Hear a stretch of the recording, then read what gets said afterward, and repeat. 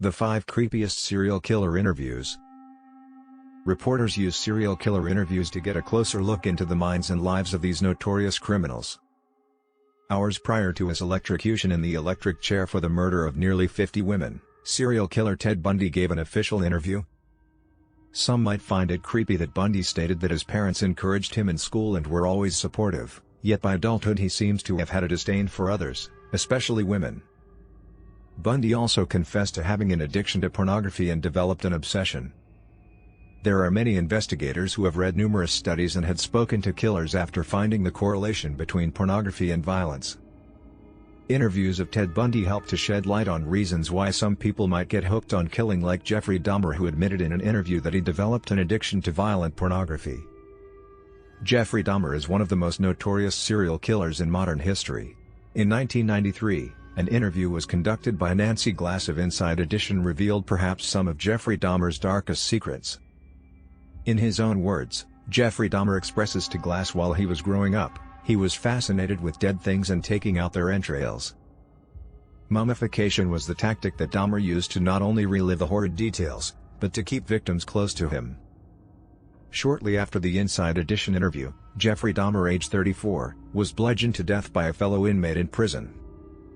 Charles Manson, a self-proclaimed messiah of evil, would say that these murders would spawn a race war that he affirmed as helter-skelter. Unfortunately, there were several notable people slain, including the pregnant actress, Sharon Tate, and the coffee heiress, Abigail Folger. When questioned if he had any remorse for murder that he ordered, Manson laughed and stated that he could not bring himself to feel guilt for something that he did not do. He added that he only regrets that he did not kill even more victims. Regardless of appearing to be in poor health, he did not display remorse for lives that were taken in his name. Between 1976 to 1977, thanks to postal worker Sam Berkowitz, the city of New York was held in fear as the serial killer ran through the streets until he was arrested and confessed to the killings. In early interviews, Berkowitz claimed that a demon named Sam was taking control of his mind and therefore was not aware of his criminal activity, but changed his story later by falsely accusing an evil cult of brainwashing him. It turns out to be years later that Berkowitz claimed that he did not act alone in the New York murders. John Wayne Gacy, also known as the Killer Clown, oddly claimed that people can find peace within. However, he was responsible for the murder of 33 men and boys over the course of a few years.